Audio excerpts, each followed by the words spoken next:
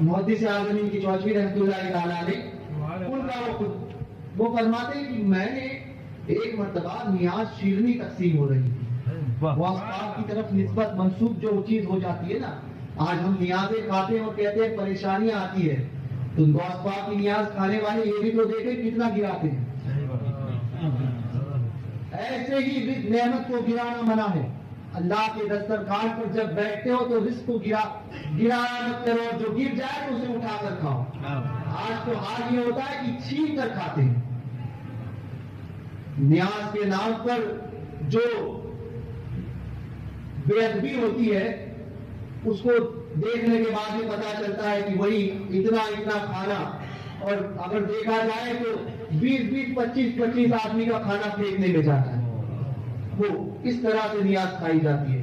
سرکار محدث اعظم صدارت میں لکھتے ہیں کہ میں نے ایک مرتبہ دیکھا کہ سرکار اعلیٰ حضرت عظیم البرکت نیاز غوث پاک کی کسی نے لایا، شیرنی لایا تھا اور غوث پاک کی نیاز کروائی۔ اعلیٰ حضرت نے فاتحہ دلوائی، فاتحہ دلوانے کے بعد میں حکم دیا کہ تقسیم کیا جائے۔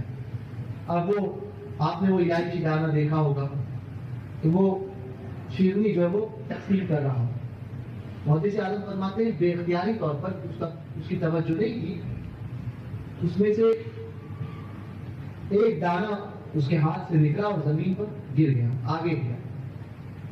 آگے گیا اور جاتا تھا، کسی کی نظر نہیں کی۔ اچانک سرکار اعلیٰ حضرت اٹھے، اٹھنے کے بعد میں گھٹنوں کے بل چوپائے کیسے ہوتے ہیں جانور، اس بل پہ چلنے لگے۔ یہ ہاتھ یہ ٹکنے جو ہے کوہنیاں، یہ جو ہے اس طرح سے جیسے جانور کو چلتا ہوا دیکھتے ہیں۔ اعلیٰ حضرت اپنی مسند سے اتر کر ویسے چلتے ہوئے گئے۔ جانے کے بعد میں سرکار اعلیٰ حضرت نے یہ نہیں فرمایا تھا کہ وہ اٹھا لو، بلکہ اپنے ہاتھ سے اٹھایا بھی نہیں، بلکہ اس دانے کو اپنی زبان کی نوک سے اٹھایا، اسی حالت میں اٹھایا اور پھر اس کو کھایا۔ فرماتے ہیں کہ یہ غوث پاک کی نیاز ہے، بے ادبی کیسے ہو سکتی ہے؟ یہ امام محدث اعظم نے اس واقعے کو نقل کیا ہے خطبہ صدارت میں۔ جو غوث پاک کی بارگاہ کا اتنا ادب کرے تو پھر غوث پاک نے کیسا نوازا کہ چمک جسے پاتے ہیں سب پاتے ہیں، نسلیں چمک رہی ہے۔ اعلیٰ حضرت تو چمکے ہی نسلیں چمک رہی ہے، اور یہ نہیں کہ علم و تقوی و طہارت میں اور فضل میں، بلکہ خوبصورتی میں بھی چمک رہی ہے۔ نہ ظاہر میں کوئی جواب ہے، نہ باطن میں کوئی جواب ہے۔